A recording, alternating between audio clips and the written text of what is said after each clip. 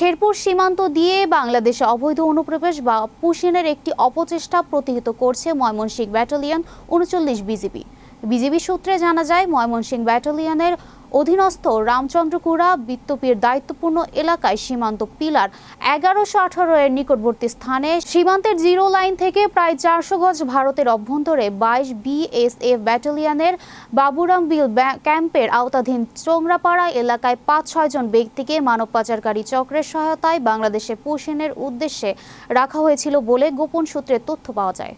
শেরপুর জেলা প্রতিনিধি মাহফুজুর রহমান সাইমন জানান, গোপন তথ্যের ভিত্তিতে বিজেপি জানতে পারে কাঁটাতারবিহীন সীমান্ত ব্যবহার করে ওই ব্যক্তিদের শেরপুরের নালিতাবাড়ী উপজেলার রামচন্দ্রকুড়া সীমান্ত দিয়ে বাংলাদেশে প্রবেশ করানোর পরিকল্পনা ছিল।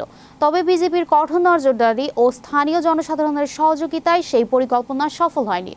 ঘটনার পর সীমান্ত নিরাপত্তা জোরদার করেছে বিজেপি। সম্ভাব্য পুশিন এলাকা ২৪ ঘন্টা নজরদারিতে রাখা, অতিরিক্ত জনবল মোতায়েন, সীমান্তবর্তী জনগণকে সচেতন করা এবং জড়িত দালালদের শনাক্তে অভিযান চালানো হচ্ছে। সচেষ্ট এবং সজাগ থাকার জন্য অনুরোধ করা হচ্ছে, যাতে কোনোভাবেই ভারতীয় কোনো লোক বাংলাদেশের অভ্যন্তরে প্রবেশ করতে না পারে। সেজন্য সকলেই সচেষ্ট থাকবেন। ভালো থাকবেন। আসসালামু আলাইকুম। এতো দ্বারা সকলের অবগতির জন্য জানানো যাচ্ছে যে সীমান্ত এলাকায়